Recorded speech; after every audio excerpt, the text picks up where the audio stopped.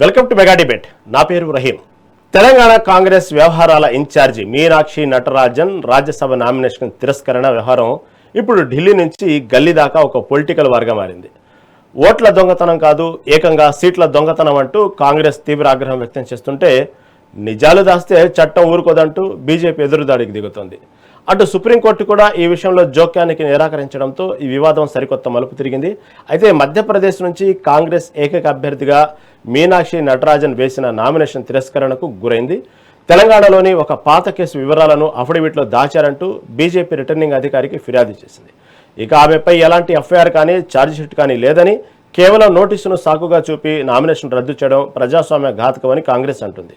ఈ తిరస్కరణపై కాంగ్రెస్ సుప్రీంకోర్టుకు వెళ్లగా ఎన్నికల ప్రక్రియ మధ్యలో తాము జోక్యం చేసుకోలేమని, ఎన్నికల పిటిషన్ ద్వారానే వెళ్లాలని సుప్రీంకోర్టు పిటిషన్ కొట్టివేసింది కూడా.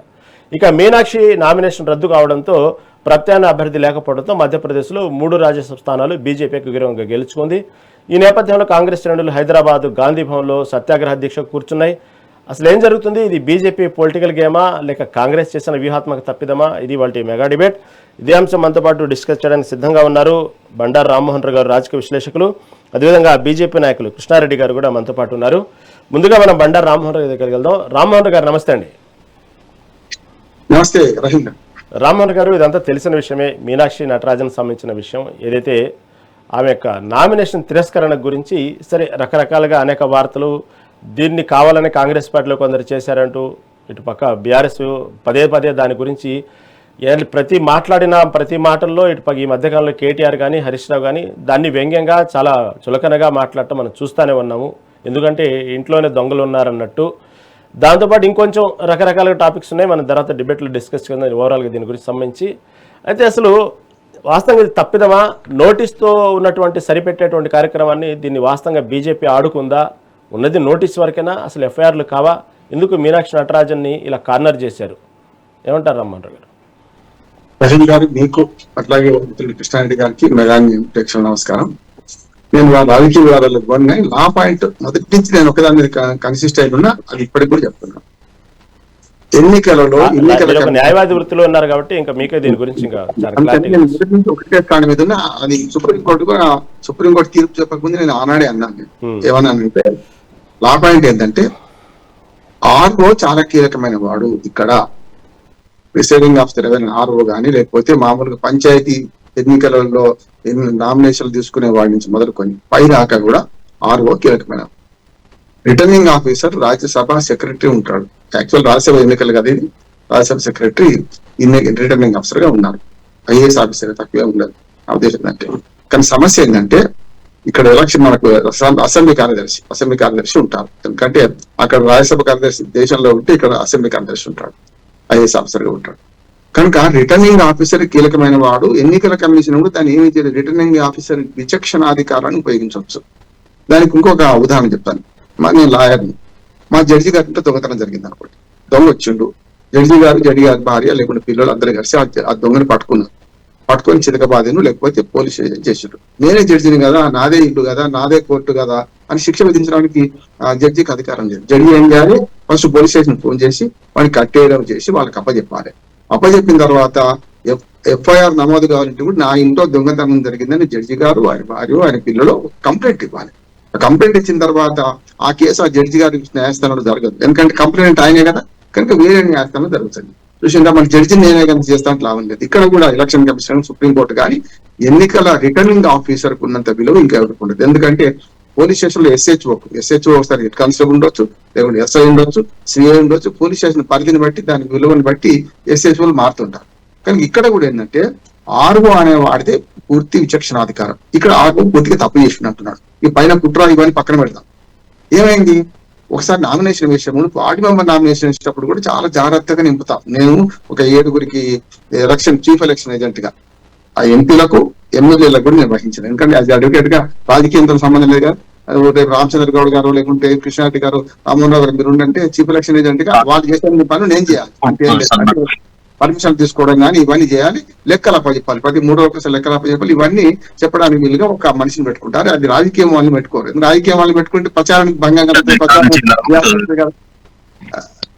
గౌడ్ గారి ఫోన్ డిస్టర్బ్ వస్తుంది. ఓకే కృష్ణారెడ్డి గారు. నమస్కారం అండి. ఓకే ఫోన్ కొంచెం మీట్లో పెట్టుకోరా ప్లీజ్. మిగతా అందరూ మీకు చెప్పండి ఇద్దరు కూడా. నేనేమంటున్నానంటే ఇక్కడ ఆర్ఓ విచక్షణాధికారం తీసుకొచ్చాడు, అది పూర్తిగా ఆర్ఓ తప్పిదమే, అది కరెక్ట్ కాదంటున్నాను. ఎందుకంటే నిజంగా ఒక కంప్లైంట్ వచ్చింది అనుకోండి, చాలా వరకు గతంలో శేషన్ గారు ఉన్నంత కాలం ఒక రకం ఉండే, శేషన్ గారు వచ్చినాక ఎలక్షన్ కమిషన్ కొన్ని అధికారాలు అధికారాలను ఉపయోగించుకోండి. ఇప్పుడు ఎలక్షన్ కమిషన్ కు చాలా అధికారులు ఉన్నాయి. ఎట్లా అంటే చాలా వెసులుబాటు కూడా ఇచ్చిండు. ఒక నామినేషన్ వార్డు మెంబర్ది కావచ్చు, రాజ్యసభ మెంబర్ది కావచ్చు వస్తే నామినేషన్ గతంలో చిన్న పొరపాటును తిరస్కరించేవాడు. ఉదాహరణ బండారు రామ్మోహన్ రావు స్పెల్లింగ్ తప్పైతే కూడా తిరస్కరించేవాడు. కానీ ఎంత పగడ్బందీ ఏర్పాటు చేశారంటే ఆర్ఓకు ఇన్స్ట్రక్షన్స్ ఎట్లున్నాయంటే, మీరు స్పెల్లింగ్ తప్పున్నా, సీరియల్ నెంబర్ తప్పున్నా, ఓటర్ లిస్ట్ లో పేరు ఆ ఓటర్ లిస్ట్ ఉంటే చాలు. కనుక అటువంటి చిన్న చిన్న పొరపాట్లను సవరించడానికి అరగంట నుంచి గంట టైం తీసుకుంటాం. రాజ్యసభకి ఏమున్నది మహా అంటే 4 నామినేషన్ వేసిండు, ఏకగ్రహం కదా, నలుగురే, ఈ మిగతా నలుగురే అంటే ఒక గంట టైం తీసుకోవచ్చు, నష్టం లేదు. మొదలు ఏం చేస్తారంటే నామినేషన్ వేసినప్పుడు రూల్ ఏంటంటే, మీరు పూర్తిగా ఉన్నదా లేదా చూసుకోండి. అఫిడవిట్ అనేది మేము అందరం కొట్లాడి లోక్సభ నుంచి దాదాపు పెద్ద ఎత్తున కొట్లాడి, ఏది నేర చరిత్ర నో యువర్ క్యాండిడేట్ అనే దాని మీద మేము కొట్లాడిన వాళ్ళు. మాధవరెడ్డి గారు మన హోమ్ మినిస్టర్ గా ఉన్నప్పుడు మన భువనగిరి ఎమ్మెల్యేకు ఇంటర్వ్యూ జరుగుతుంది, అందరూ రండి అని చెప్తే ఆ పిఏ కోప్పటి రామన్రావు ఇట్లా రాస్తున్నావు, భువనగిరి ఎమ్మెల్యేకు మీరు అభ్యర్థే కదా, మీరు అభ్యర్థి ఇంటర్వ్యూ చేస్తాం కదా, ప్రజలు చేస్తామని చెప్పి. ఇక్కడ నో యువర్ క్యాండిడేట్ అని వచ్చినప్పుడు నేర చరిత్ర, ఆస్తులు, అప్పులు, విద్యార్హత, ఈ 4 తెలుసుకునే హక్కు మనకు లభించింది. అయితే ఇందులో అఫిడవిట్ నింపేటప్పుడు అఫిడవిట్ వేయకపోతే పోతుంది నామినేషన్. అఫిడవిట్ వేసేటప్పుడు కూడా ఏదైనా ఖాళీ ఉంచొద్దు, ఖాళీ ఉంచకుండా నాట్ అప్లికేబుల్ రాయాలి. మేమన్నా కేసులు ఉన్నాయా అంటే ఆమె ఏం రాసింది అని యాక్చువల్ గా నామినేషన్ తెప్పించుకుంటే మనకు అర్థం ఏంటంటే నాట్ కేసులు లేవనుకుంది. నిజంగా కేసులు లేదు కూడా ఆమె ఒక చెప్పాలంటే అది దాని కేసు లోతులో ఉందని, కానీ నోటీస్ అనేది కేసు కిందకి రాదు, ఎఫ్ఐఆర్ దాఖలు కాదు, ఎఫ్ఐఆర్ కాదు. ఆమె ఏం అంటే నాట్ అప్లికేబుల్ అని రాసింది. రాస్తే ఒకవేళ నిజంగానే బీజేపీ వాళ్ళు తీసుకొచ్చి పెట్టారు అనుకోండి, అప్పుడు ఏం చేయాలి? అమ్మ రాయవమ్మా అని అంతే కదా, ఇప్పుడు అది ఆధారం దొరికింది కదా, మీకు నోటీస్ వచ్చింది కదా, మరి ఎందుకు రాయలేదంటే నామినేషన్ స్క్రూటినీ కూడా రాయించుకోవచ్చు, నష్టం ఏం లేదు అంటున్నాను. రాయించుకోకుండా ఆర్ఓ నిర్ణయం తీసుకుంది ఏంటంటే తిరస్కరించిండు. ఇది ఆర్ఓ తప్పిదం మాత్రమే. అందుకని నేను ఆనాడే అన్నాను రహీం గారు, సుప్రీంకోర్టు కూడా ఏం చేయలేదు, ఎలక్షన్ కమిషన్ కూడా ఏం చేయలేదు. ఎలక్షన్ కమిషన్ కూడా ఆర్ఓను సస్పెండ్ చేయలేదు. ఆర్ఓ సార్ వచ్చేసిండు, వేరే అక్రమం చేస్తే డబ్బులు డిమాండ్ చేస్తున్నాను, ఇది చేస్తా అది చేస్తా అనేది వేరు. కానీ ఆర్ఓ విచక్షణాధికారాన్ని ఛాలెంజ్ చేసే అధికారం మళ్ళీ ఎవరికి ఉంది? కోర్టులకే ఉంటుంది. ఎప్పుడు ఉంటుంది అంటే ఇది తిరస్కరణ గురైంది కదా, ఎలక్షన్ పిటిషన్ వేసుకోవాలి. ఎలక్షన్ పిటిషన్ వేసుకొని నాకు అన్యాయం జరిగింది, ఈ రకంగా నాకు అన్యాయం జరిగింది, నాకు ఆ నోటీసే వచ్చింది కానీ కేసు లేదు అని రేపు పొద్దున ఆర్ఓ తప్పిదం చేసి నిరూపించుకుంటే తప్ప ఆ ఎన్నిక రద్దు కాదు. అంటే ఏం చేయాలి? పంచాయతీ మెంబర్ నుంచి పార్లమెంట్ మెంబర్ దాకా ఎప్పుడు అవకాశం ఉంటుంది అంటే ఎన్నిక జరుగుతున్న ప్రక్రియలో కోర్టులు జోక్యం చేసుకోవు. అది కూడా ఉన్నది. నోటిఫికేషన్ ఒకసారి ఇష్యూ అయిన తర్వాత 26 లక్షల మంది ఓటర్లు పోయిండ్రని సుప్రీంకోర్టుకు పోతే ఇప్పుడు మేము ఏం చేసుకుని నెక్స్ట్ ఛాన్స్ చూసుకోండి అని డైరెక్ట్ చెప్పింది. 26 లక్షల మంది ఓటర్ల విషయంలోనే సుప్రీంకోర్టు తీర్పు చెప్పినప్పుడు ఒక ఆర్ఓ తప్పిదం చేసిన దాని మీద రేపొద్దున మళ్ళీ తీసుకొని నామినేషన్ అని చేయడానికి వీలే లేదు. న్యాయ పరిజ్ఞానం ఉన్న నేను ఆనాటి చెప్తున్నా, ఇది కరాఖండిగా జరగదన్న సుప్రీంకోర్టు కూడా అదేనది. మీరు ఎలక్షన్ ప్రాసెస్ లో మేము జోక్యం చేసుకోం, తర్వాత మీరు చూసుకోండి, ఎలక్షన్ పిటిషన్ వేసుకోండి అని డైరెక్ట్ చెప్పింది. నేను చెప్పింది సుప్రీంకోర్టు చెప్పింది, నేను జోస్యం చెప్పలే, లీగల్ పాయింట్ చెప్పిన. ఇవాళ ఏమంటున్నానంటే ఇది 2 రకాలుగా రాజకీయంగా నడుస్తున్నాయి. నెంబర్ 1, బీజేపీ వాళ్ళకి ఉప్పందించింది కాంగ్రెస్ వాళ్ళు. ఇక్కడ మీనాక్షి నటరాజన్ గారు వచ్చినప్పటి నుంచి కట్టర్ గా ఉంటున్నారు. అంతకుముందు గతంలో ఉన్న మన ఇన్ఛార్జి కంటే కూడా ఆమె కొంత సూచించున్నట్టు పోయింది కానీ చూడలేరు. ఖచ్చితంగా నష్టం జరుగుతుంది చెప్పింది అనేది ఒకటి. రేవంత్ రెడ్డి గారికి నష్టం చేసింది అన్నది ఒకటి. అప్పుడు మన మహేష్ కుమార్ గౌడ్ గారు వాళ్ళిద్దరు కలిసి పాదయాత్ర మొదలు పెట్టిండు. అట్లానే ఆయనను రేవంత్ రెడ్డి గారిని తీసుకపోలేదు, ఆయనకి సమాచారం లేదో లేకుంటే ఎట్లా జరిగింది అనే మాట ఉన్నది. కనుక ఇక్కడి నుంచి అందింది ముఖ్యంగా రేవంత్ రెడ్డి గారి దగ్గర సలహాదారు దీన్ని ఆత్మ అంటున్నారు, దాన్ని వాళ్ళు అందించు అనే మాట వస్తుంది. ఎవరు అందించినా కూడా ఆర్ఓ చేయాల్సింది ఏంటంటే, అవునయ్యా ఈ కేసు ఉందని కదా అన్నారు కదా, మీరు దీన్ని రాయండి అంటే అయిపోతుంది. అక్కడ నాట్ అప్లికేబుల్ కొట్టేసి రాపించుకుంటే అయిపోతుంది. ఎప్పుడు కూడా ప్రజాస్వామ్యంలో ఒక అభ్యర్థి పోటీ చేసే హక్కును తిరస్కరించకూడదు, అది సాధ్యమైనంత పాటించదు. గతంలో ఉండే దుర్మార్గం ఉండి చెప్తున్నా కదా, ఎట్లా చేసి టెక్నికల్ గా ఎట్లా కూడకూడదామని కూడా. మీరు చూడండి, 2 పిల్లలు ఉన్నారు, 3 పిల్లలు ఉన్న సర్టిఫికేట్ తీసుకొస్తే గతంలో పంచాయతీ ఎన్నికల్లో కృష్ణారెడ్డి గారికి రామచంద్ర గారికి బాగా తెలుసు, తీసేసేవాళ్ళు. అది ఒకసారి రుజువు కాకపోతే కష్టం అని చెప్పి అట్టైనా ఆమోదించి తర్వాత ఇద్దరు పిల్లలు ఉన్న ముగ్గురు రుజువు చేయడానికి టైం తీసుకొని వాళ్ళు ఎన్నికల రద్దు పిటిషన్ పెట్టుకునే వాళ్ళు కానీ అప్పుడు రద్దు చేసుకునే అంటే కింది స్థాయిలో వాళ్ళు పాటించినంత మానవీయ విలువలు కానీ లీగల్ గా కానీ ఆ రోజు చూడలేదు. ఆ రోజు చూసింది ఏంటంటే ఎంతసేపు ఒక కంప్లైంట్ వచ్చింది సరే అన్నాడు, రద్దు ఈజీ, ఆమె నామినేషన్ తిరస్కరించడం ఈజీ, కానీ నామినేషన్ పరిశీలించి దానిలో రాయించుకుంటే అయిపోయేది. అది చేయలేదు. ఇప్పుడు ఏమైందంటే ఓడి వెళ్ళిపోయింది, దాన్ని సుప్రీంకోర్టు ఏం చేయలేదు, మీరేం చేయలేదు, నేనేం చేయలేం కనుక ఇప్పుడు వాళ్ళు సవరించుకోవాల్సింది రెండు. కాంగ్రెస్ పార్టీ సవరించుకోవాల్సింది ఏంటంటే ఒక నామినేషన్ రాజ్యసభ సభ్యులు వేసేటప్పుడు ఎంత జాగ్రత్తగా ఉండాలి. ఓకే రామ్మోహన్ గారు మాట్లాడదాం, చాలా సమయం ఉంది. రామ్మోహన్ గారు చాలా సమయం మళ్ళీ దీని గురించి డిస్కస్ రెడ్డి గారు ఉన్నారు, బీజేపీ నాయకులు. కృష్ణారెడ్డి గారు నమస్తే అండి. నమస్కారం సార్. కృష్ణారెడ్డి గారు, మీనాక్షి నటరాజన్ వ్యవహారం వాస్తవంగా బీజేపీ చేతుల్లో ఉన్నటువంటి వ్యవస్థలతో గేమ్ ఆడినటువంటి వ్యవహారమా, లేకపోతే నిజంగానే నటరాజన్ సరే ఏదైనా కానివ్వండి కాంగ్రెస్ పార్టీ చేసిన తప్పిదమా, లేకపోతే రామ్మోహన్ గారు చెప్పినట్టు ఆరో తొందరపడి కోయిల ముందే కూర్చుందా, ఏం జరిగింది కృష్ణారెడ్డి గారు? సార్ ముందుగా అనేక మెగా నైన్ వీక్షకులకు, అలాగే చర్చా వేదికలు పాల్గొంటున్న పెద్దలకు, అలాగే వివిధ పార్టీల నాయకులందరికీ శుభసాయంత్రం తెలియజేసుకుంటున్నాను సార్. ముఖ్యంగా మీనాక్షి నటరాజన్ గారి విషయం ఏంటంటే సార్, జరిగిన అంశాలను పూర్తి స్థాయి వారు చేసిన తప్పులను తప్పిపుచ్చుకోవడానికి ఈ రోజు బీజేపీని బదనాం చేసే ప్రయత్నంలో ఉన్నారు. ఇక్కడ జరిగిన అంశాలు ఏంటంటే వారి పార్టీలో ఉన్న అంతర్గత విభేదాలు సుస్పష్టంగా తెలంగాణ రాష్ట్రంలో బయటపడింది. వారే ఉప్పందించిందని మా కేంద్ర నాయకత్వం కానీ కేంద్రంలో ఉన్న కొంతమంది మంత్రులు కానీ కొంతమంది పూర్తి స్థాయిలో చెప్పారు. మీ పార్టీ వాళ్ళే అక్కడ ఎలక్షన్ కమిషనర్కి ఇచ్చింది, బీజేపీ వాళ్ళ మీద తుపాకీ పెట్టి కాల్చింది ఎవరంటే కాంగ్రెస్ పార్టీ, తెలంగాణ కాంగ్రెస్ నాయకులు. వాళ్ళు ఎవరు అనేది పూర్తి స్థాయిలో వాళ్ళు అంతర్మదనం చేసుకొని ఇంటి దొంగను పట్టుకోవాల్సిన బాధ్యత కాంగ్రెస్ పార్టీ మీద ఉంది.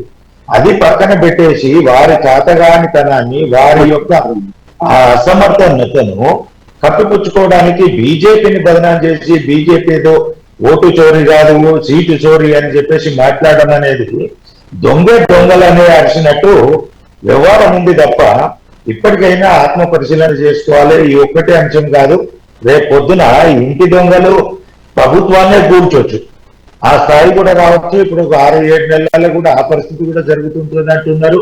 మరి ఎవరినో గుర్తించుకొని కాంగ్రెస్ పార్టీ ముందు జాగ్రత్త చర్యలు తీసుకోలేకపోతే వారి ప్రభుత్వానికి వారి పార్టీకే మనుగడ లేకపోతుంది. ఈ అంశాన్ని పక్కన పెట్టేసి ఇక పొద్దున లేచినా రాత్రి చేసినా ఏదైనా జరిగితే తెలంగాణలో మీరు చేసే అవినీతికో ఇంకెవరెవరు చేసే అభివృద్ధికో మన చేతగానితనానికి ఏమవుతుందంటే ఆంధ్ర వాళ్ళను ఆంధ్ర నాయకులే చేసిందంటారు. ఇప్పుడు కొంత ఏదన్నా కేంద్రం ఏదన్నా వీరి చేతగానితనంతో ఇదైతే కేంద్ర ప్రభుత్వం అడ్డుపడ్డదండి. కేంద్రాన్ని ఏదో విధంగా బదనం చేయాలి, లేదంటే ఆంధ్రాన్ని బదనం చేయాలి. మన చేతగానాన్ని కప్పుపుచ్చుకోవడానికి కేంద్రం మీదకైనా దొరవాలి, లేదంటే ఆంధ్ర రాజకీయ పార్టీలమైన దోల్వాలి. అది వాళ్ళు ఎక్కడైనా సరే ఈ యొక్క ఎలక్షన్ అనేది చాలా విచిత్రంగా జరుగుతుంది. గెలుపోవటములు అనేది ఒక గేమ్ లాగా జరుగుతుంది. క్షణానికి మినిట్ కు తారుమారు అవుతుంటాయి వ్యవహారాలని. వాటిని క్షుణ్ణంగా కాపాడుకోవాల్సిన బాధ్యత, ప్రజల మధ్యలో ఉండాల్సిన బాధ్యత ఇది. వాళ్ళు వేసినప్పుడు నామినేషన్ వేసినప్పుడు చూసుకోవాల్సిన బాధ్యత ఎవరిదండి? బీజేపీ పార్టీదా, రిటర్నింగ్ ఆఫీసర్దా? సరే రిటర్నింగ్ ఆఫీసర్ కు ఒక కంప్లైంట్ వచ్చింది, అది ఎక్కడి నుంచి వచ్చింది? తెలంగాణ నుంచి వచ్చింది. దాన్ని క్షుణ్ణంగా పరిశీలించిన అంశం ఉంటుంది. ఆ సమయంలో టైం ఉన్నదా లేదా అనేది ఒక క్వశ్చన్ మార్కు. రెండోది, ఆ కంప్లైంట్ చేసిన వ్యక్తులు ఎవరు ఏందనేది కూడా ఉంటది. బీజేపీ వాళ్ళే చేశారు, దాంట్లో కొంత పలుకుబడి చేసిన వాళ్ళు ఉంటే దాంట్లో కొంత నిజాయితీ ఉన్నదనేది వ్యవహారం వస్తుంది. నేను తప్పు అన్నట్లే బీజేపీ అనేది, కానీ ఇక్కడ రిటర్నింగ్ ఆఫీసర్ కానీ వీళ్ళు చేసిన తప్పేంటి? ఇక్కడి నుంచి తెలంగాణ నుంచి మీనాక్షి నటరాజన్ మీద కేసులు ఉన్నదని ఇచ్చిన వ్యక్తులు ఎవరు? ముందు వాళ్ళని పట్టుకోవాల్సిన అంశం పక్కకు పెట్టేసి బీజేపీని బదనాం చేయడము, అక్కడ ఎలక్షన్ ఆఫీసర్ను అంటే బదనాం చేయడము, ఇవి ఏంటంటే కొన్ని టెక్నికాలిటీలో గెలుపు కూడా ఇప్పుడు మనం క్రికెట్ లో చూస్తాం, గెలిచే అవకాశాలున్నా ఒక్కోసారి వర్షం పడగానే ఆగిపోతే డక్కుర్తి పద్ధతి ఇంకేదో పద్ధతి అని చెప్పేసి గెలిచే మ్యాచ్ ని కూడా ఓటమి చెందినట్టు ఉంటాయి. టెక్నికాలిటీస్ లో కొన్ని ఇబ్బందులు ఉంటాయి. వాటిని చూసుకొని మెదలాల్సిన 100 సంవత్సరాల ఘనచరిత్ర కలిగిన కాంగ్రెస్ పార్టీ అన్నోళ్ళకి ఆ మాత్రం కూడా అవగాహన లేదా? పోనీ సెకండ్ నామినేషన్ అయినా వేయించుకొని పెట్టుకోవచ్చు కదా, ఆ మాత్రం కూడా అవగాహన లేదా? ఇలాంటి వ్యవహారాలు జరుగుతున్నప్పుడు ముందు జాగ్రత్త చర్యలు కనీసం మేము చూసినాం, రామ్మోహన్ రావు సార్కి తెలిసి ఉంటుంది, రామచంద్ర ఒక సర్పంచ్కి పోటీ చేస్తేనే ఒక డమ్మి నామినేషన్ ఇప్పిస్తాం. ఎందుకంటే ఏదో సందర్భంలో ఏదో ఒకటి తక్కువ అవ్వచ్చు, లేదంటే ఇంకేమన్నా అనివార్య కారణాల వల్ల ఇదవచ్చు. ఒక ఎమ్మెల్యేకి అయితే 3-4 చేసి ఇస్తారు. అవి తర్వాత ఏంటంటే ఆ ఖర్చులను చూపించుకోవడానికో దేనిలో బండ్లు పర్మిషన్ తీసుకోవడానికి ఇంత బాధ్యతాయుతంగా పోతే ఉంటే ఒక రాజ్యసభకు పోయే ఎంపీ ఎన్ని జాగ్రత్తలు తీసుకోవాలి, ఎంత ఇది చేసుకోవాలి. 100 సంవత్సరాలు ఘనకీర్తి అని చెప్పేటోళ్లకు ఇలాంటి లోటుపాట్లు జరుగుతాయని తెలియదా? వీళ్ళే కదా ఇలాంటివి కూడా వీళ్ళు చేసిన వ్యవహారాలు కూడా ఉన్నాయి కదా. ఎక్కడైనా టెక్నికాలిటీకి వస్తే దానికి ఆల్టర్నేట్ గా చూసుకోవాల్సిన బాధ్యత కాంగ్రెస్ తప్ప పొద్దున లేచి బీజేపీ మీద పడడము, వారి ఇంటి దొంగను పట్టుకోవడం చేతగాక బీజేపీని బదనం చేయడము, లేదా ఎలక్షన్ ఆఫీసర్ ను బదనాం చేయడం అనేది కాంగ్రెస్ పార్టీకి రైట్ అండి చాలా సమయం ఉంది. కాంగ్రెస్ నాయకులు రెడీగా ఉన్నారు. రామచంద్ర గౌడ్ గారు నమస్తే అండి. నమస్కారం అండి. రామ్మోహన్ రావు గారికి, అదే రకంగా కృష్ణారెడ్డి గారికి. రామచంద్ర గారు ఇప్పుడు విషయం ఏంటంటే, సరే దానికి ఎవరు తప్పు చేశారా ఏమైందా నామినేషన్ సంబంధించినట్టే ఇందాక మన కృష్ణారెడ్డి గారు చెప్పినట్టు వాస్తవంగా అక్కడ ఎందుకంటే రాజకీయ పార్టీలు ఒక గేమ్లో దిగిన తర్వాత విషయం ముందు గెలవాలని చూస్తారు, పోటాపోటీగా ఉండాలని చూస్తారు. కాబట్టి అక్కడ జరిగినటువంటి విషయాన్ని వాళ్ళు అబ్జెక్షన్ చేయడంలో మాత్రం ఎటువంటి తప్పు లేదు. కానీ మీరెందుకు పప్పులో కాలేశారు అనేది ఇక్కడ ప్రధానమైన ప్రశ్న. ఇక్కడ బీజేపీ మైండ్ గేమ్ ఆడిందా, లేకపోతే బీజేపీ వ్యవస్థను వాడుకుందా అనేది అది సెకండరీ మ్యాటర్. అంత అవకాశం ఎందుకు ఇచ్చారు, అసలు ఆ పప్పులు ఎందుకు కాలేశారు? సార్ చెప్పినట్టు, కృష్ణారెడ్డి గారు చెప్పినట్టు వాస్తవంగా చిన్నపాటి సర్పంచ్ ఎన్నికలకు కూడా 1-2 డమ్మీ నామినేషన్లు వేస్తారు. కనీసం అంత లైట్ ఎందుకు తీసుకున్నారు? అంత నెగ్లిజెన్స్ ఏంది, అసలు ఎందుకు తీసుకున్నట్టు ఈ విషయంలో ఏమంటారు? దీంట్లో అసలు యాక్చువల్ గా ఇది ఒక అంతర్గత వ్యవహారానికి సంబంధించింది, అసలు కేసే లేదండి. ఈ రోజు మీరు రామచంద్ర గారు కొంచెం ఫ్రేమ్ సరిగా పెట్టుకోరా ప్లీజ్, బయట ఉన్నా పర్లేదండి. అయితే యాక్చువల్ ఏంటంటే ఇది కేసే కాదండి. కేసు అయితే నీకు ఎఫ్ఐఆర్ ఉండాలి, ఎలాంటిది లేదు. ఖాళీ ప్రైవేట్ పిటిషన్. ఇది ప్రైవేట్ పిటిషన్ అంటే అంతర్గతంగా బండారు శ్రీలత గారు డిసిసి అధ్యక్షుడు అప్పుడు 2022లో నారాయణ పేటకు సంబంధించి మహబూబ్నగర్ జిల్లా, ఉమ్మడి మహబూబ్నగర్ జిల్లాకు సంబంధించి కాంగ్రెస్ పార్టీకి సంబంధించిన అంతర్గత వ్యవహారంలో వాళ్ళు కంప్లైంట్ చేయడం జరిగింది 2022లో. అప్పుడు ఈమె లేదు, అసలు ఈమెకి ఇలాంటి సంబంధం లేదు. దాని తర్వాత ఈమె ప్రైవేట్ పిటిషన్ ద్వారా కోర్టు ద్వారా నోటీసులు, ఇప్పుడు మేము ఒక నోటీస్ ఇస్తారు, ఆ నోటీస్ కు అసలు కేసుకు అసలు సంబంధమే లేదండి. దాని గురించి మీరు అంటున్నారు నిజమే, కానీ అసలు కేసు ఉంటే నీకు ఎఫ్ఐఆర్ ఉండాలి, దానికి సంబంధించింది ఏదన్నా ఉండాలి, కోర్టు నుంచి అన్న రావాలి, లేకుంటే ఏ నుంచి రావాలి. ఖాళీ కోర్టు నుంచి ఒక నోటీస్, ప్రైవేట్ పిటిషన్ అడ్వకేట్ ద్వారా ఒక పిటిషన్ వచ్చినట్టు వచ్చింది అంతే. అది కూడా క్లోజ్ అయింది. అసలు దాంట్లో పసనే లేదు. దాని గురించి చెప్పాల్సిన మీరు ఎన్నో రకాలుగా అంటే తిప్పడానికి ముక్కు ముందున్న దాన్ని ఎన్నో రకాలుగా తిప్పి అసలు తప్పు చేసింది బీజేపీ. వాళ్ళు ఏంటంటే ఓటు చేరిక ప్రకారం సుమారుగా 90 లక్షల ఓట్లను అంటే సుమారుగా మార్చేసి 63 లక్షల ఓట్లు తీసుకురావడం బీహార్ లో జరిగింది. దాంట్లో 30-35 లక్షల ఓట్లు ఇంకా అంటే మళ్ళీ జత చేయడం జరిగింది. 60 లక్షల ఓట్ల మీద మళ్ళీ లేకుండా ఉన్నది. ఇక్కడ మాత్రం జరిగింది మాత్రం అసలు కేసుకే సంబంధం లేదండి. కేసు మీరు అడ్వకేట్ లాగా తెలుసుకోండి. మీరు అసలు యాక్చువల్గా ఏంటంటే కేసు ఉంటే ఎఫ్ఐఆర్ ఉండాలి, ఎఫ్ఐఆర్ లో కూడా క్రిమినల్ కేసులు ఉండాలి. క్రిమినల్ కేసు కాదు, సామాన్యమైన కేసు, పిటి కేసు కూడా కాదండి. అది ప్రైవేట్ పిటిషన్. ప్రైవేట్ పిటిషన్ అసలు అకౌంట్ లో తీసుకురావాల్సిన అవసరమే లేదు. దాన్ని ఎవరు ఉపయోగించిండ్రు, ఎవరు లబ్ధి కోసానికి చేసిండ్రు ఏంది అని అంటారు. ఇప్పుడు మీరు అన్నట్టు ప్రైవేట్ లో సర్పంచ్ చేస్తే 5 నామినేషన్లు వేస్తారు, ఒకటి తర్వాత ఒకటి సట్స్ వేస్తారు అనేది నిజమే. కానీ దీంట్లో నీకు ఎలాంటి సంబంధం లేదు కదండి. సంబంధం ఉన్న దాని గురించి ఆలోచన. ఇప్పుడు వీళ్ళు అంతర్గతంగా ఏదో చేయడం జరుగుతుంది. కాంగ్రెస్ వాళ్ళు ఇచ్చినా, బీజేపీ వాళ్ళు ఇచ్చినా, ఎవరు ఇచ్చినా ఆ పిటిషన్ లో నీకు ఎఫ్ఐఆర్ లో ఏదన్నా ఎఫ్ఐఆర్ ఉందా? ఎఫ్ఐఆర్ లేదు, ఓన్లీ ప్రైవేట్ లెటర్. ఆ లెటర్ మీద రామచంద్ర గారు మీరు చెప్పినట్టు అసలు వాస్తవంగా డమ్మీ నామినేషన్ లేకపోతే ఇంకొక సపోర్టెడ్ గా వేయాల్సినటువంటి సెట్లు అవసరం లేదనుకుందాం. వాస్తవమే, ఎందుకంటే అన్ని పర్ఫెక్ట్ గా ఉన్నాయి. మీనాక్షి నటరాజన్ కావాల్సిన వ్యక్తి, ఏకైక వ్యక్తిని మీరు అందరూ ఎన్నుకున్నారు, దాంట్లో ఎటువంటి తప్పు లేదు. అంటే వేరేగానే కాదు, ఒక్కోసారి మన చేతుల్లో ఉండేటువంటి పరిస్థితులు ఉండవు. ఒక్కోసారి ఆరోగ్యకరమైన కారణాలు కావచ్చు, ఇంకో కారణాలు కావచ్చు. అలాంటి జరిగినప్పుడైనా దానికి సంబంధించినటువంటి ఒక అవగాహన ఉండాలిగా, మనం కీడించి మేళించాలన్నట్టు. అసలు ఆ దిశ ఎందుకు ఆలోచించలేదు?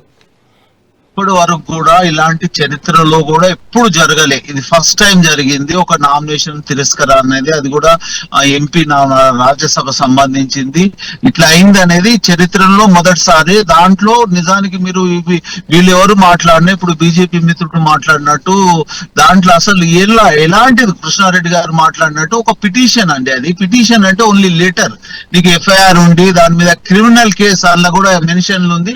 క్రిమినల్ కేసులు ఉంటేనే మాత్రం దాన్ని రద్దు చేసేది ఉంటుంది. క్రిమినల్ కాదంటే అది పిటి కేసు కూడా కాదు. దాని గురించి వాళ్ళు చేయాల్సిన అవసరం లేకుండా, కానీ వాళ్ళు ఎలక్షన్ కమిటీనా లేకుంటే సంబంధించిన ఆర్ఓనో ఎవరినో అంటే దీంట్లో ఇన్వాల్వ్మెంట్ చేసి ఒక చిన్న తప్పు లాగా చూపించడం జరుగుతుంది. దాని గురించి ఆలోచించాల్సిన అవసరం లేదు. తప్పు అనేది వాళ్ళు సరి చేసుకోవడం జరిగిపోయింది.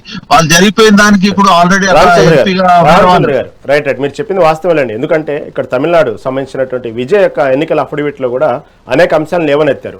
అతను ఇచ్చినటువంటి ఆస్తి వివరాలకు సంబంధించిన కానివ్వండి, ఇంకా అనేక రకమైనటువంటి వివరాల్లో కానివ్వండి కొన్ని పొందుపరచలేదని చెప్పారు. ఇందాక రామ్మోహన్ రావు గారు చెప్పినట్టు అవకాశం ఉన్నది, మార్చుకోవడానికి అవకాశం ఉన్నది. అది పెద్ద ఒక్కసారిగా శాసనమేం కాదు, పైనుంచి వచ్చినటువంటి రూల్స్ ఏం కాదు, మనం మార్చుకున్నట్టు అవకాశం ఉన్నవే. అలాంటి అవకాశాన్ని అటు పక్క విజయ్కి ఇచ్చారు. మళ్ళీ ఎందుకో మీనాక్షి నటరాజన్ విషయంలో మాత్రం ఆ విధంగా అంత పక్కడబందిగా రూల్స్కి ఎందుకు వెళ్ళి ఇప్పుడైతే ఉన్నటువంటి 3 రాజ్యసభ సభ్యులు కూడా బీజేపీకి ఆధీనంలోకి వచ్చేసినాయి. వాళ్ళు ఏకపక్షంగా మొత్తం అయిపోయినాయి. ఇలాంటి తరుణంలో ఇక ముందు జరిగేటువంటి బిల్లుల విషయంలో కానివ్వండి, ఇటు అనేక బిల్లుల విషయంలో ఇప్పటికే ఢిల్లీ మొత్తం సిద్ధం చేసుకుంటా ఉంది. ఇక తిరుగులేని పరిస్థితుల్లో వచ్చేసినాయి. ఏమంటారు దీని గురించి? ఖచ్చితంగా బీజేపీ దూకుడుగా ముందుకెళ్తున్నది. కాంగ్రెస్ పార్టీ చాలా పాత విధానాలు అవలంబిస్తూ ఇంకా పాతకాల పద్ధతిని పాటిస్తుంది. నిజంగా చెప్పాలంటే బీజేపీ ఏమో కొత్త మిత్రపక్షాలను లేకుండా పాత బాలను చీల్చి మన దగ్గర తీసుకొచ్చుకుంటుంది. కాంగ్రెస్ పార్టీ ఏం చేస్తుందంటే ఎప్పటికీ తన మిత్రపక్షాలను కోల్పోతుంది. టీఎంపీ విషయంలో చూడండి, 5 ఎమ్మెల్యేలు పట్టుకొని 2 మంత్రి పదవుల కోసం మనకు తమిళనాడులో బిల్లు మొగ్గలు వేయడం వల్ల ఏమైంది? రాహుల్ గాంధీ గారికి పూర్తి మద్దతుదారు ఉన్నట్టు డిఎంకే అధ్యక్షుడు మన మాజీ ముఖ్యమంత్రి మన స్టాలిన్ గారి కదా.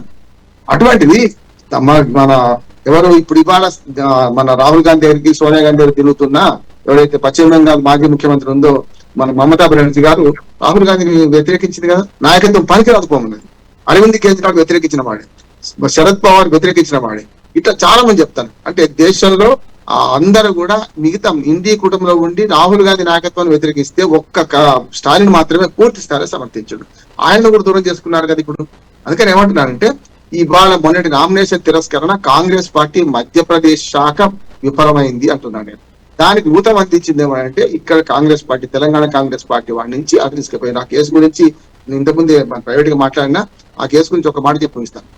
సెక్షన్ 200 ఐపీసీ ప్రకారం ఎవరైనా నేను పోలీస్ స్టేషన్ పోయి కేసు పెడితే వాళ్ళు తీసుకోకపోతే ఏం చేస్తారంటే డైరెక్ట్ గా మనకు కోర్టుకు అప్రోచ్ అవుతారు. అందులో ఏముంటదంటే క్రిమినల్ కేసు అది కూడా, కానీ నోటీసులు వచ్చినాయి, నోటీసులు వచ్చినట్టు తెలుసు, కానీ కేసు రిజిస్టర్ కాలేదు. రిజిస్టర్ కావాలంటే రేపు పొద్దున అక్కడ అదే మన జంధ్యాల శరత్ బాబు జంధ్యాల వారు ఏం చేసిండ్రు, మన మీనాక్షి నటరాజన్ తరఫున అడ్వకేటు, అది మీరు తీసుకోవడానికి వీలేదు, ప్రజాప్రతినిధుల కోర్టులో వేసుకోవాల్సిందే అని చెప్తే టెక్నికల్ గా పోయింది. ఎప్పుడు పోయింది? 22 నెలల తర్వాత. ఇలా కోర్టుకు తప్పు కాదా? 22 నెలలు ఒక ప్రైవేట్ కంప్లైంట్ ను చూస్తూ ఊరుకొని ఈ చిన్న సాంకేతిక కారణంతో కొట్టేసింటే ఆమె తప్పు చేయాలని కొట్టేలే. ఇది ప్రైవేట్ కంప్లైంట్ వేయాల్సింది ప్రజాప్రతినిధుల కోర్టులో, ఇక్కడ కాదు, ఈ మున్సిపల్ కోర్టులో పనికిరాదు, ఈ జిల్లా కోర్టులో పనికిరాదు అని కొట్టేసింది కదా. కొట్టేయడానికి 22 నెలలు పట్టింది కదా. నిజంగానే ఒక 1 రోజుల ముందు కనుక కొట్టేస్తే అది సరిపోండే. ఒకటేంటంటే మధ్యప్రదేశ్ కాంగ్రెస్ పొరపాటు చేసింది అంటే ఇంకొక అభ్యర్థిని డమ్మీ క్యాండిడేట్ వేయించేది. ఇక్కడ ఏమైంది అంటే ఒకసారి డమ్మీ క్యాండిడేట్ వేయించిన తర్వాత ఆ నామినేషన్ కూడా చెల్లింది అనుకోండి, ఆ ఇద్దరితో పోటీ ఉంటది కదా, మనం ఒక్క మీనాక్షి నటరాజన్ వేసుకుందాం అనుకోని దాంతో వాళ్ళు ఒకటే వేయడం జరిగింది. తప్పు చేసింది కాంగ్రెస్ పార్టీ. ఇప్పుడు తప్పును ఇంకోరి మీద ఎట్టడానికి వీల్లేదు. నేను చెప్పాను ఆర్ఓ అది ఇంకో మాట చెప్తాను. రహీం గారు, మన సుదర్శన్ రెడ్డి గారు, జస్టిస్ సుదర్శన్ రెడ్డి గారు మొన్న మన రాధాకృష్ణన్ మీద ఉపరాష్ట్రపతి నామినేషన్ వేసాడు. విచిత్రం ఏంటంటే అక్కడ ఆర్ఓ కూడా ఏది ఉపరాష్ట్రపతి ఎన్నికలప్పుడు కూడా అసెంబ్లీ కార్యదర్శిగా మన పార్లమెంట్ కార్యదర్శిగా ఉన్న ఆర్ఓ ఏం చేసిందంటే నీ పాస్పోర్ట్ తీసుకురామన్నారు సార్. ఎంత విచిత్రం చేస్తా, ఒక ఆయన సుప్రీంకోర్టు జడ్జిగా చేసిండు, ఆయన ఇండియన్ కాదా? ఈ పాస్పోర్ట్ తీసుకురామని. ఇది తప్పదు, ఎందుకంటే నామినేషన్ పోతుంది, భయానికి తీసుకుపోయి పెట్టిండ్రు, నామినేషన్ యాక్సెప్ట్ అయింది. సరే ఓడిపోవడం వేరు. ఇక్కడ దేనికైనా అడిగి ఉండాలి. పార్టీ ఎట్లుందంటే రోట్లేదు తలకాయ పెట్టినాక రోకటి పోటలకు భయపడద్దు. ఎన్నికల పనిలో దిగినాక అన్ని రెడీ ఉంచుకోవాలి. ఇక్కడ నేను చెప్పిన 7 పనిచేసాను కదా, అక్కడ ఏదైతే అడ్వకేట్లు, అక్కడ సలహాదారులు ఎవరు తప్పు చేసినారు. అసలు ఇటువంటిది ఒకటి ఉంటే నోటీస్ వచ్చిందని చెప్పాలి. ఏమన్నా ఇప్పుడు మనకు ఏమైందంటే రోగం రాట్టు సంసారం గుట్ట అన్నారు. అడ్వకేట్ దగ్గరికి పోయినా, డాక్టర్ దగ్గరికి పోయినా ఏదైనా ఉంటే దాయొద్దు. చాలా మంది ఆయన అడ్వకేట్కి వచ్చి ఏం చేస్తారంటే కొన్ని విషయాలు దాస్తారు. నేను పిటిషన్ వేసిన తర్వాత ఆ విషయం బయట పెట్టాడు, ఎదుటి అడ్వకేట్ ఊరుకోడు పెడతారు కదా. ఇప్పుడు ఇక్కడంతే బీజేపీ వాళ్ళు తన అవకాశంగా వాడుకున్నారు, వీళ్ళ తప్పిదం వల్ల పోయింది అది. అందుకనే ఇక్కడ జరగాల్సింది ఏంటంటే ఈ ఎలక్షన్ పిటిషన్ వేసుకోవడం రేపు రెమెడీ ఏంటిదంటే ఎలక్షన్ పిటిషన్ వేసుకొని ఈ చిన్న తప్పుకు ఆల్రెడీ కేసు కొట్టేబెట్టింది. రామచంద్ర గౌడ్ గారు చెప్పినట్టు కేసు కొట్టేసిండు కూడా, ప్రజాప్రతినిధి కోర్టులో వేసుకోవాల్సి ఉండే మీరు అనవసరంగా ఇక్కడ వేసిండు అని చెప్పి కేసు కొట్టేసిండు, అయిపోయింది. ఇప్పుడు చేయాల్సిన పని ఏంటంటే ఆ కొట్టేసిన కేసు కాపీ పట్టుకొని ఇప్పుడు పోయి అయ్యా మేము ఆ నోటీస్ వచ్చింది కానీ క్రిమినల్ కేసు కాదు, అప్పటికి అసలు కేసే రిజిస్టర్ కాలేదు, అందుకని కేసు రిజిస్టర్ అయ్యే ముందే పోయింది. ఇప్పుడు అదిలోనే అంశం పోయింది అది కనుక కేసు రిజిస్టర్ కాలేదు కనుక తప్పు కాదు, మమ్మల్ని అనవసరంగా ఆర్ఓ ఇబ్బంది పెట్టిండు అని చెప్పి కేసు ఎక్కడ వేసుకోవాలి, అదే ఎలక్షన్ పిటిషన్ కింది కోర్టులో వేసుకోవాలి. సుప్రీంకోర్టు దాకా కూడా లేదు ఇప్పుడు పోవడానికి, కింది కోర్టులో వేసుకోవాలి. వేసుకుంటే అప్పుడు మొత్తం విచారణ జరుగుతుంది. జరిగి ఆ ఎన్నికైనా కూడా రద్దు చేసిన అధికారం కోర్టుకుంటది. ఏది రాజ్యసభ ఎన్నికైన అభ్యర్థి ఇప్పుడు బీజేపీ నుంచి ఎన్నికైన ఏకగ్రీవంగా ఆ ఎన్నికైన అభ్యర్థుల మొత్తం కూడా రద్దు అయ్యే అవకాశం ఉంటుంది. ఎందుకంటే ముగ్గురు కూడా కలిసి ఏకగ్రీవంగా ఎన్నికైన కదా, ఆ ముగ్గురు పోతారు, ఈమె ముందర పడుతుంది. కానీ అంత గట్టిగా చేస్తారు ఆ ప్రయత్నం అంటే నా ఉద్దేశం ఏంటంటే చేసేటట్టు లేదనిపిస్తుంది. ఎలక్షన్ పిటిషన్ ఇప్పటికి వాళ్ళు ఎందుకు పడలేదు, వితిన్ 1 month వేసుకోవాలి ఎలక్షన్ పిటిషన్. 30 రోజులు పడలేదు, ఎందుకు వేసుకోవాలి ఇప్పటిదాకా అంటే 30 రోజుల్లో వేసుకోకపోతే పోయినట్టే. అంటే ఏమైతే ఏం చేస్తున్నారు, ఆడలేక మధ్యలోవాడు. ఇప్పుడు ఏమంటున్నారు, బీజేపీని బదనాలు చేస్తే అయిపోతుంది అనుకుంటారు. స్పష్టంగా మధ్యప్రదేశ్ కాంగ్రెస్ నా సలహా ఏంటంటే వీలైనంత తొందరగా ఎలక్షన్ పిటిషన్ వేసుకోవాలి, దీని మీద కొట్టాడాలి. ముగ్గురు రాజ్యసభ సభ్యులు ఏకగ్రీవంగా ఎన్నికైంది. ఎందుకంటే నాకు కూడా 64 ఓట్లు పడేది ఉంటే నేను అర్హుల కాంగ్రెస్ పార్టీ సభ్యులు 64 మంది ఉన్నారు, 55 మంది సరిపోతారు. మా పార్టీ వాళ్ళు మాకు ఎదురు క్రాస్ ఓటింగ్ కూడా కాదు ఇక్కడ, కానీ వేరే వాళ్ళ మీద ఆధారపడి మేము వేయలేదు కదా. మద్దతు లేకుండా బీజేపీ 3వ క్యాండిడేట్ నిలబెట్టింది, వాళ్ళు ఇద్దరు నిలబడాల్సి ఉంది. నాకు హక్కు ఉండి నేను నా ఎన్నికను రద్దు చేసినట్టు లెక్క. కానీ ఇప్పుడు వాళ్ళ ఎన్నికను రద్దు చేయమని కోరితే ఆ ముగ్గురు అభ్యర్థులు ఎన్నికైన అభ్యర్థులు నేను దగ్గర ముందే చెప్తున్నా, ముగ్గురు ఎన్నికైన అభ్యర్థులు కూడా భర్త మళ్ళీ ఎన్నికలకు వచ్చే అవకాశం ఉంటుంది. సరే కింది కోర్టు ఇచ్చినాక కింది కోర్టు మీద మళ్ళీ ఏం చేస్తారు, బీజేపీ పైకోర్టుకు పోతారు, పైకోర్టు నిజాలు హైకోర్టుకు పోతారు, హైకోర్టు సుప్రీంకోర్టు వదిలి అంటే తెగేది కాలిపడితే 5 ఏళ్ళు అయిపోతుంది, పుణ్యకాలం కష్టం. మీకు ఒక ఉదాహరణ చెప్తాను రహీం గారు. గతంలో చూశారు కదా మీరు, మనకు వేములవాడ ఎమ్మెల్యే చిరంజీవి రమేష్ ఆయన 3 సార్లు ఎన్నికైంది బీఆర్ఎస్ తరఫున. 3 సార్లు కూడా విదేశీయుడు అని ఆది శ్రీనివాస్, ఇప్పుడు ఇవాళ మొన్న గెలిచిండు ఆయన. ఆది శ్రీనివాస్ 3 సార్లు 10 సార్లు పిటిషన్ వేసిండు. ఈయన విదేశీయుడు, జర్మనీ పౌరసత్వం ఉంది అని చెప్పి ఓట్లు ఏం చేసింది, దుర్మార్గం కదా.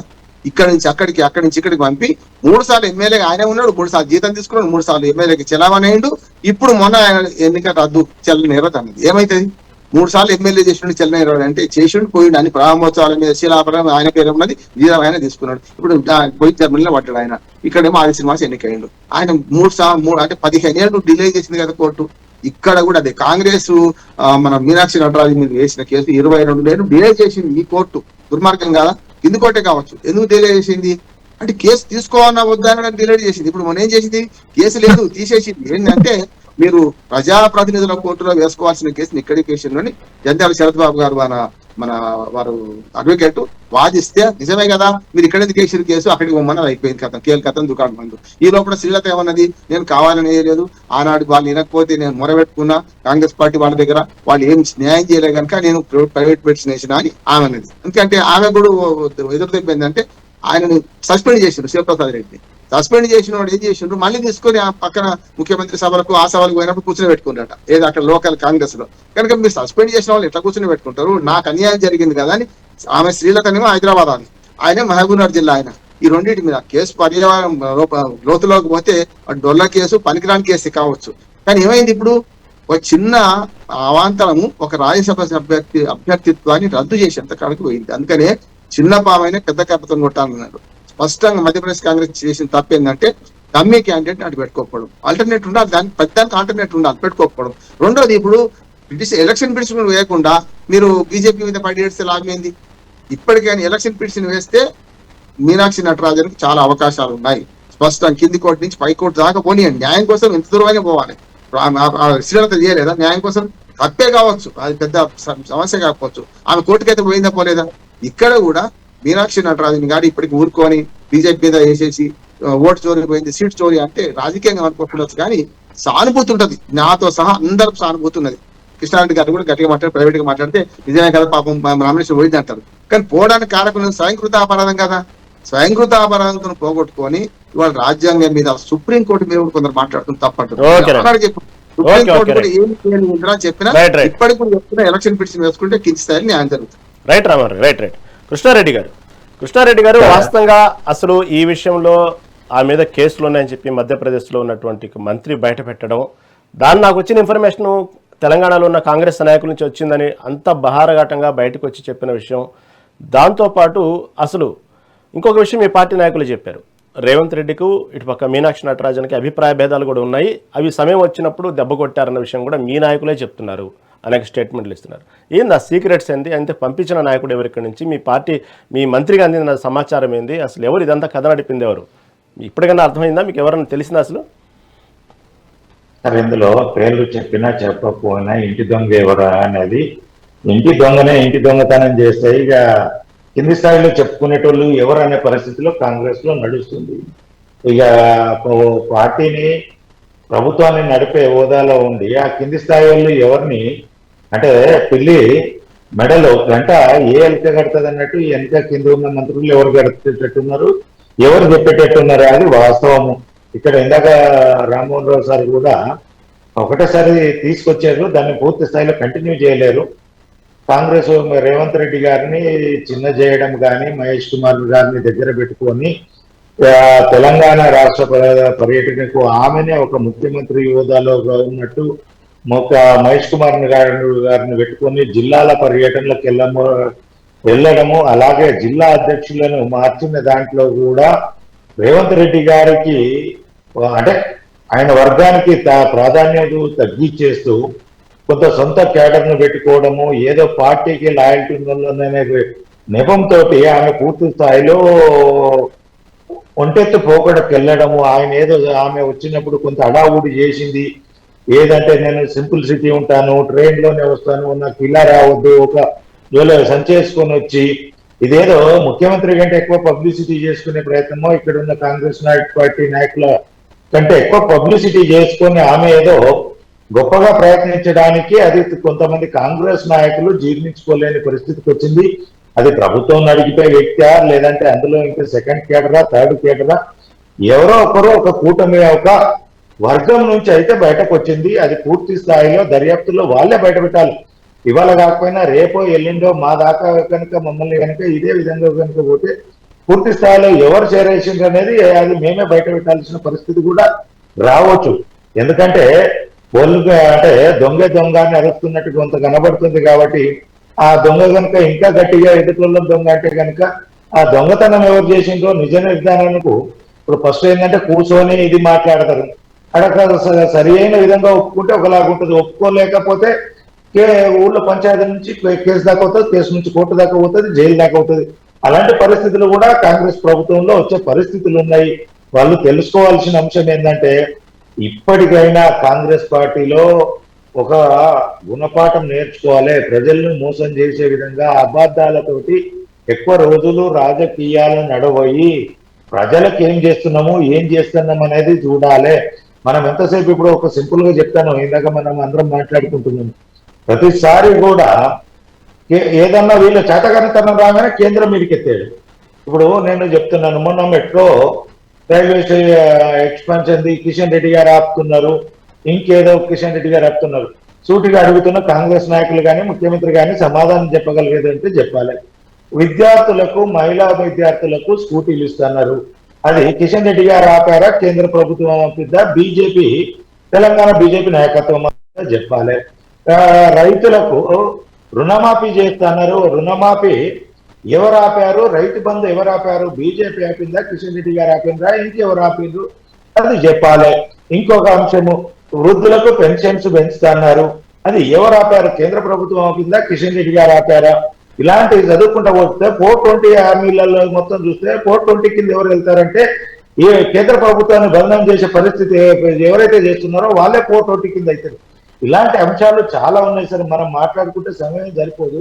ఇవన్నింటినీ పెట్టేసి మీరు నిశ్చితంగా ఏం చేశారు, ఎంతవరకు ప్రజలకు చూశారు, ఇంకా రాబోయే రోజులలో ఏం చేయగలుగుతారు మెరుగుగా అనేది చెప్పుకొని ప్రజల మధ్యకి వెళ్తే బాగుంటది. కానీ మీ చేతగానితనానికి బీజేపీని, మా బీజేపీ నాయకులను, కిషన్ రెడ్డి గారిని బదనాం చేసి పబ్బం గడుపుకుంటామంటే ఒక్కరోజు గడుపుకుంటారు, రెండో రోజు కానీ మూడో రోజు అది జరగదు అని చెప్పేసి తెలియజేస్తున్నాం సార్. రామచంద్ర గారు ఇప్పుడే మీరే చెప్పాలి, అసలు వాస్తవంగా ఏం జరిగింది? నిజంగానే తెలంగాణ నుంచి కాంగ్రెస్ నాయకులు ఈ మీద ఉన్నటువంటి ఎఫ్ఐఆర్ అంటూ కానివ్వండి, ఏమైనా కానీ నోటీసులని కానివ్వండి, ఇవన్నీ పంపించింది ఇక్కడి నుంచే జరిగిందా, తెలంగాణ కాంగ్రెస్ నుంచి జరిగిందా? దొంగలు ఎవరైనా కానివ్వండి, జరిగిన నష్టం తెలంగాణ నుంచే జరిగింది, తెలంగాణ వాళ్ళకి చెప్తేనే వాళ్ళకి తెలిసింది, లేకపోతే ఎలా తెలిసింది? దానికి సంబంధించినటువంటి ఇన్ఫర్మేషన్ అంత డీప్గా ఒరిజినల్గా దానికి తేలాల్సిన ఇన్ఫర్మేషన్ అంతా కాంగ్రెస్ నాయకులు తెలిసింది అనేది ఇక్కడ జరుగుతున్న విమర్శ. నిజంగానే తెలంగాణలో ఉన్న కాంగ్రెస్ నాయకులు చేశారా పని? ఇంతగా చేస్తే ఆ దొంగలు ఎవరు? లేదండి, కాంగ్రెస్ పార్టీకి ఎలాంటి సంబంధం ఉండదు. ఇది కావాలని బీజేపీ వాళ్ళు అంతర్గతంగా వాళ్ళ లబ్ధి కోసానికి ఏదో చేస్తుంటారు. న్యాయం వేరు, చట్టం వేరు. చట్టం ప్రకారం ఏదో తప్పు తీసుకొచ్చి ఏదో చేస్తున్నారు కాబట్టి న్యాయంగా ఆమెకు సింపతి ఉన్నది, దాంట్లో ఇబ్బంది పడాల్సిన అవసరం లేదు. మనకు న్యాయంగా రాలేదు ఒక రాజ్యసభ సీట్ను, దాన్ని కోల్పోవడం జరిగింది. దాని గురించి కూడా పిటిషన్ వేయించే ప్రయత్నాలు చేస్తుండొచ్చు, పిటిషన్ వేస్తారు. అదే రకంగా ఇప్పుడు మన మిత్రుడు మాట్లాడినట్టు కృష్ణారెడ్డి గారు, మీరు బీజేపీ వాళ్ళు కూడా మేము విదేశీ నల్లధనం తీసుకొస్తామన్నారు, ఎన్నో మాటలు ఇచ్చారు, రైతులను మోసం చేసి ఎన్నో రకాలుగా మాట్లాడారు. అవన్నీ కాదు, మనకు వచ్చిన ఆదాయాన్ని బట్టి, మన వనరులను బట్టి, మనకు వచ్చిన నిధులను బట్టి, మనకు సంక్షేమ ఫలాలను ప్రతి ఒక్కరికి, అట్టడుగు ఉన్న వారికి ప్రతి ఒక్కరికి కూడా మేము కార్యక్రమాలు చేస్తున్నాము. ఈ ఇందిరమ్మ ఆవాసంగా ఇల్లు ఇవ్వడం జరుగుతుంది. అదే రకంగా 200 యూనిట్ల వరకు కరెంట్ ఫ్రీ ఇవ్వడం జరుగుతుంది. సన్న బియ్యంతో వాళ్ళకు మన సన్న బియ్యం ఫ్రీగా ఇవ్వడం జరుగుతుంది. అదే రకంగా ఫ్రీ బస్సు ఇవ్వడం జరుగుతుంది. ఏ కార్యక్రమంగా పెన్షన్ కు సంబంధించి కూడా ఇవ్వడం జరుగుతుంది. రైతు బంధు ఇవ్వడం జరిగింది. అదే రకంగా రైతు రుణమాఫీ జరిగింది. అన్ని కార్యక్రమాలు ఇస్తేనే మొన్న గ్రామ పంచాయతీ ఎలక్షన్ లో, మున్సిపల్ ఎలక్షన్ లో, అదే రకంగా 2 బై ఎలక్షన్ లో వచ్చినాం. అది తప్పు జరిగినా జరిగినా కానీ ప్రజలు అయితే ప్రతిది గుర్తించుకుంటున్నారు కదా. ప్రజలతో మమేకమై మన దగ్గర ఎంత ఉంది, ఉన్న విషయాలను ఓపెన్ గా చెప్తున్నాం. మన దగ్గర నిధులు ఎన్ని వస్తున్నాయి, ఆ నిధులను ఖర్చు ఏ రకంగా చేస్తున్నాం, పాత అప్పులకు ఏ రకంగా భరించుకొని చేయగలుగుతున్నాం. స్కామ్లు, స్కీములు అనేటిది బీజేపీ వాళ్ళు చేసింది ఉన్నది, బీఆర్ఎస్ వాళ్ళు చేసింది. ఎందుకంటే వాళ్ళు 12 సంవత్సరాల్లో ప్రతిసారి ఏటీఎం గా ఉంది ఈ బీఆర్ఎస్ అనుకుంటా వచ్చిండ్రు. వాళ్ళు చేసింది ఏముంది, వాళ్ళకి సెంట్రల్ ఇంటెలిజెన్స్ వ్యవస్థ ఉంటది. ఎన్నో రకాలుగా వాళ్ళకు ప్రతిది కూడా ఇంటెలిజెన్స్ సంబంధించింది ఎన్నో రకాలుగా వాళ్ళు తెలిసి ఉంటుంది. మరి ఈ 10 సంవత్సరాలు బీఆర్ఎస్ ను కాపాడుకుంటూ వచ్చారు. భవిష్యత్తులో కూడా వాళ్ళతో పొత్తు ఉంటారా, ఏది ఉంటుందా అది కలుపుతుంటారో, ఏది చేస్తారో అవన్నీ కాదు. మేము మాత్రం ప్రజలతో మమేకమై మీ ఒకటి మాత్రం కాంగ్రెస్ పార్టీలో ఫ్రీగా ఉంటారు. అంటే ప్రజాస్వామ్యం ఎక్కువ, ప్రతి ఒక్కరు కూడా విమర్శించుకుంటారు, కలుస్తారు, ఏదో రకంగా ఉంటారు. కానీ బయట వాళ్ళకి సపోర్ట్ చేసే రకంగా లేదు, అది బీజేపీకి సపోర్ట్ చేసే రకంగా లేదు. బీజేపీ వాళ్ళు ఏంటంటే ఒక కుయుక్తులు, ఎక్కడ గుంట అంటే నక్క ఒక దగ్గర గుట్ట దక్క ఉంటది, అది ఏంటంటే ఎక్కడ గుంటలు ఏం పడుతుందా అది అందుకొని తిందాం అన్నట్టు. ఇప్పుడు పార్టీలను కూడా విడదీసుకుంటూ అన్ని పార్టీలను కూడా వాళ్లకు స్వార్థంతో ధన మన అని లేకుండా ఎన్నో రకాలుగా భయభక్తులతో అనుకోండి, ఈడీ రైడ్లతో అనుకోండి, సిబిఐ రైడ్లతో అనుకోండి, ఎన్నో రకాలుగా ఇబ్బంది చేసుకుంటా అన్ని రకాలుగా ప్రజాస్వామ్యాన్ని కించపరిచే రకంగా వాళ్ళు తయారు చేస్తున్నారు. ప్రజా సంస్థలకు, ప్రజలకు సంబంధించిన కార్యక్రమాలు కూడా ఏం చేయలేకపోతున్నారు. వాళ్ళు చేసేది ఏంటంటే ఎలక్షన్ల ముందు వేరే విదేశాలతోని పాకిస్తాన్, ఇండియా వార్ వస్తుంది అన్నట్టు మత విధ్వంసాలను రెచ్చగొట్టడం ఏదో చేస్తుంది. ఇదన్నీ కూడా ప్రజలు గమనిస్తుంటారు. పాత రోజులు కాకుండా భవిష్యత్తులో కూడా కాంగ్రెస్ పార్టీ తప్పులను కూడా గుర్తించుకొని ఏ రకంగా ముందుకు పోతే బాగుంటది. ఇప్పుడు ఇవన్నీ ఒక రాజ్యసభకు సంబంధించిన ఒక సీటు గురించి కాదు, భవిష్యత్తులో ఎలాంటి కూడా ఇబ్బంది జరగకుండా ముందే ప్లాన్ గా చేసుకొని చేసుకొని ఏ ఇబ్బంది లేకుండా ప్రతిదాన్ని కూడా ముందే కవర్ చేసుకుంటూ ముందుకు వెళ్తాము. ఒకటి మాత్రం చెప్పగలుగుతున్నాం, కాంగ్రెస్ పార్టీ బలోపేతం అవుతుంది. మీరు అనుకున్నట్టు ఈ 1-2 రాష్ట్రాలలో వాళ్ళు వచ్చి వీళ్ళని విడదీసి ఏదో రకంగా వస్తున్నామని అనుకుంటున్నారు, కానీ ప్రజలలో ఇప్పుడు ఆంతర్యం పెరిగిపోతుంది. ఉన్నత వర్గాలు ఇంకా ఉన్నతంగా పెరిగిపోతున్నారు. అట్టడుగు వర్గాలు, మధ్య తరగతి వాళ్ళు కూడా ఇంకా దివాళా తీసి చాలా ఇబ్బందికరంగా ఉంటున్నారు. భవిష్యత్తులో వాళ్ళను అంటే బీసీ రిజర్వేషన్లను తీసుకొచ్చి అన్ని వర్గాల వారిని కూడా కలుపుకొని పోయి కాంగ్రెస్ పార్టీ బలోపేతంగా భవిష్యత్తులో భారతదేశంలో ముందుగా ఉంటుంది. అన్ని రాష్ట్రాల్లో కూడా రావడానికి ఆస్కారం ఉంది. వీళ్ళు ఏంటంటే వాళ్ళు పబ్బం గడుపుకోవడానికి, వాళ్ళ రాజకీయ జీవితాన్ని గడుపుకోవడానికి ఎన్నో రకాలుగా చేస్తున్నారు.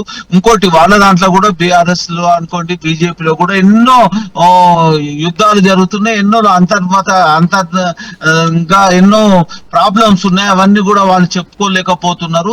ఒకటి మాత్రం ప్రజాస్వామ్యంలో కాంగ్రెస్ పార్టీలో ఫ్రీగా ఉంటది, దాన్ని ఏదో ప్రచారం చేసుకుంటా వాళ్ళు చేసుకుంటున్నారు. అన్ని వాళ్ళు చేసేటి అన్ని కూడా ఏం పనికిరావు. భవిష్యత్తులో మాత్రం కాంగ్రెస్ పార్టీ ఇంకా